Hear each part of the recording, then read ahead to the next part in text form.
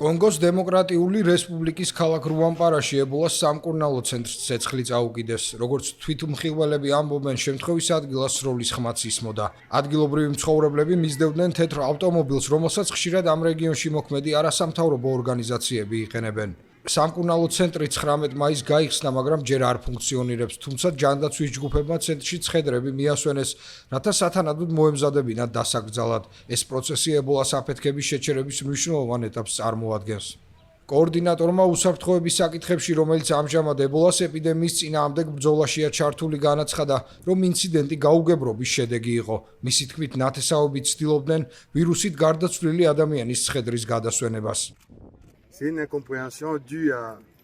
ეს არის გაუგებრობა. ახალგაზრდები ვერაცნობიერებენ ამ დაავადების რეალურ საფრთხეს. სწორედ ამან გამოიწვია დღევანდელი სიტუაცია. აქ მოიყვანეს გარდაცვლილი ახალგაზრდა მამაკაცი, რომელიც საზოგადოებისთვის კარგად არის ცნობილი. მის ოჯახს, მეგობრებსა და სხვა ახალგაზრდებს სურდათ მისი ცხედრის სახლში გადასვენება და დაკრძალვა. მათ არ გაითვალისწინეს ხელისუფლების ინსტრუქციები, რომლებიც ებოლას ვირუსის აფეთქების დროს დაწესდა. მთავრობის განკარგულებით ყველა ცხედარი უნდა დაიკრძალოს პანდემიასთან დაკავშირებული რეგულაციების შესაბამისად.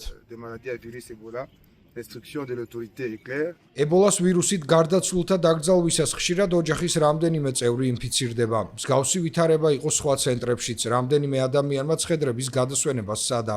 2018 წელს იმავე რაიონში ებოლას აფეთქების დროს ჯანდაცვის მუშაკებს ებოლას მსხვერპლთა უსაფრთხოდ დაკრძალვასთან დაკავშირებული სირთულეები შეექმნათ, რადგან ზოგიერთი ადგილობრივი მცხოვრები თავს ესხმოდა ჯანდაცვის ჯგუფებს და არ ითვალისწინებდა უსაფრთხო დაკრძალვის წესებს.